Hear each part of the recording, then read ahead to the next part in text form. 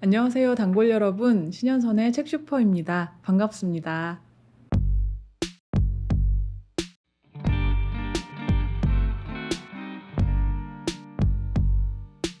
오늘이 무슨 날인지 아세요? 바로 경칩입니다. 겨울잠을 자던 동물과 식물들이 깨어나는 절기라고 하죠. 이게 나이 탓이라고 하고 싶기도 한데 사실은 이런 기후 위기에 대한 어떤 감각 때문에 계절의 변화도 그렇고요. 이런 24절기도 매번 새삼스럽게 생각하게 되는 것 같아요. 지난 겨울에요. 여러분 기억하시겠지만 한동안 한파가 이어졌는데요. 뉴스에서 그 한파가 기후 위기 때문이라고 하더라고요. 그러니까 원래는 이 북극에 추운 공기를 가로막고 있는 소용돌이가 있대요. 그런데 그걸 가두는 소용돌이가 지구 온난화 때문에 좀 헐거워진 거죠. 약화되는 거예요. 그래서 이 아래까지 북극에 차가운 공기가 내려왔던 거라고 하더라고요. 아니, 이렇게 추운데 무슨 지구 온난화야? 라고 생각했던 분들 계셨을까요? 지구 온난화라서 그 겨울에 이렇게 춥기도 했던 거구나. 그렇게 생각하면 참 무섭기도 해요. 그래도 무서워하고만 있을 수는 없지 않겠습니까? 그래서 오늘 이 책을 함께 읽어보자고 가지고 왔는데요. 소개할 책은 애슐리 도슨의 멸종입니다. 책 소개보다 오늘은 먼저 해야 될 얘기가 있어요. 이 책 좀 보세요. 이렇게 예쁜 초록색 표지에 보이세요? 금박으로 표지 이미지가 구성이 되어 있는데요.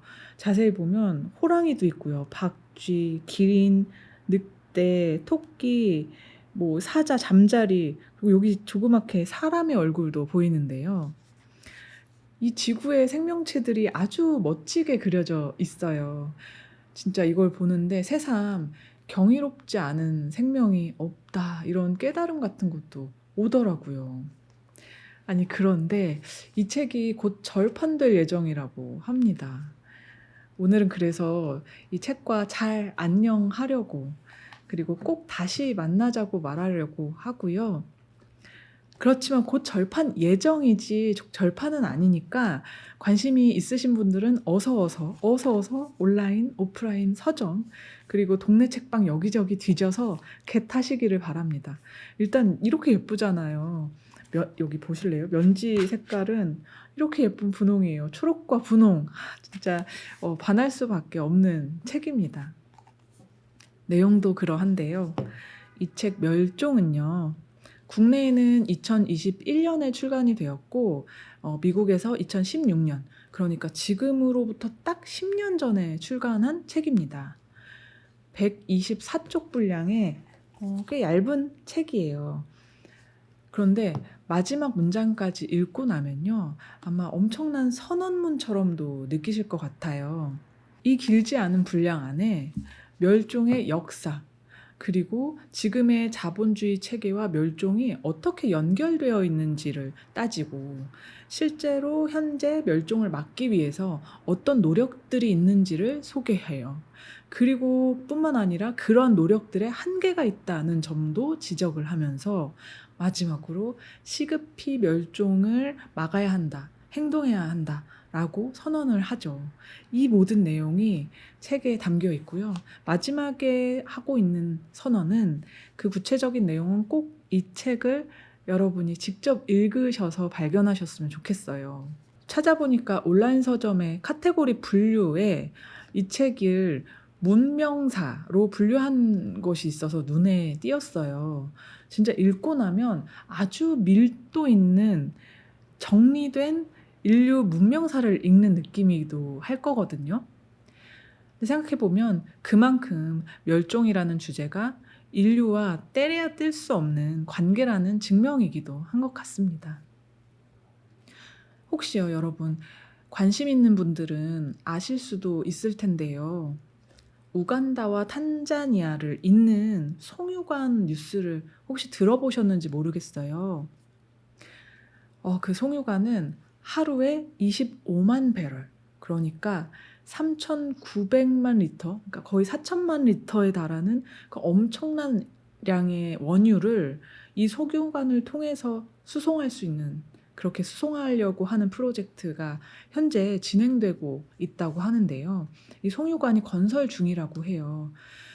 건설 주체는 프랑스의 화석 연료 기업이고요. 문제는 이 송유관이 코끼리 보호구역을 지나고 또 12개에 달하는 보호숲, 보호림을 지나고 200개가 넘는 강을 관통하면서 이어지는 길이라는 사실입니다. 뿐만 아니라 이 송유관이 지나는 땅에요, 이미 살고 있는 아주 수많은 사람들이 있는데 이 통로를 확보해야 된다는 이유로 강제 퇴거를 당하고 있대요. 아주 오래된 나무가 잘려나가고 이 보호받던 코끼리들의 거주지가 사라지고요. 그런데 이 나라들이 이 송유관 건설을 허가했던 데에는, 송유관 건설을 선택했던 데에는 뭐 돈이라는 이유 때문이겠죠. 그리고 정책을 결정하는 사람들이 이 석유 수익금으로 우리 국가를 개발하겠다, 그리고 그 번 돈으로 도로나 병원을 짓겠다라고 하고 있으니까요. 근데 제가 이렇게 이 책에 등장하지 않는 이런 뉴스를 이 책 멸종을 소개하면서 같이 이야기하고 있는 이유가 있어요. 이 책은 이 멸종 문제가 단순히 뭐 환경을 보호한다거나 지구의 생물종을 지킨다거나 이런 것에 머무는 이야기가 아니라는 점을 말을 하고 있는 책이거든요. 저자는 이 멸종 위기가 사회 정의에 관한 쟁점이다라고 말을 해요. 사회 정의. 좀 큰 얘기로 가는데요. 그러니까 지금의 이런 자본주의가 어떤 계층의 사람, 그리고 지구의 자연을 지배하면서 나타난 결과다, 멸종은. 이런 분석을 하는 거죠. 그러니까 사회운동으로서 자본주의를 거부해야 한다라는 아주 전복적인 주장까지 진행이 되는데요. 이 얘기를 들으시는 분들도 너무 먼 얘기가 아닌가? 너무 동떨어져 있는 얘기가 아닌가라고 생각하실 수 있을 것 같아요. 자본주의와 멸종? 그런데 제가 다시 앞서 말씀드렸던 이 송유관 사례로 가볼게요. 송유관을 개발한다라는 뉴스를 들었을 때 지금과 같은 이런 기후 위기 시기에 무슨 송유관 개발을 한다는 거냐라고 생각할 수 있잖아요, 이렇게 환경 문제에 관심이 많은 분들은. 그리고 많은 선진국에서도 지금은 석유 개발한다고 말 안 하죠. 재생에너지를 개발한다거나 뭐 그린 녹색 산업 뭐 이런 얘기를 하는데, 그런데 앞서 잠깐 말씀드렸듯이 지금 이 탄자니아에서 송유관을 개발하는 기업은 프랑스의 기업입니다. 그리고 여기에서 얻은 석유를 어디서 가장 많이 사용할까요? 석유를 시추한 이 우간다나 탄자니아가 아니겠죠. 글로벌 북반구, 즉 선진국들일 거예요. 그러니까 뭐 이렇게 손 안 대고 코 풀고 싶은 모양새인 거죠. 이런 경제적인 불평등이 지구를 전체 통틀어서 남아 있는 한 이 지구가 멸종으로 가는 걸 막을 수 없다라는 것이 이 저자의 날카로운 지적입니다. 책에도 그런 사례가 있어요. 이 책에 가장 첫 번째로 등장하는 동물이 아프리카 코끼리인데요. 어떤 이야기가 진행이 되냐면 이 코끼리가 정말 어마어마하게 거대한 코끼리였는데 밀렵꾼에 의해서 1.8m 길이의 정말 거대한 그 상아, 엄니가 도련해진 채로 흙바닥에 죽어있는 모습을 묘사하면서 책이 시작이 돼요. 그런데 잊어서는 안 되는 게 있죠.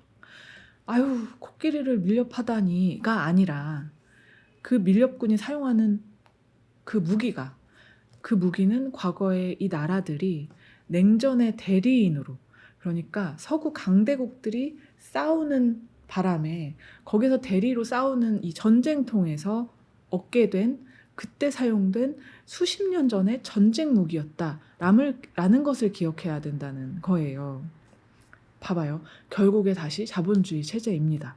그러니까 이 모든 문제의 원인이 자본주의에 있다는 것이죠.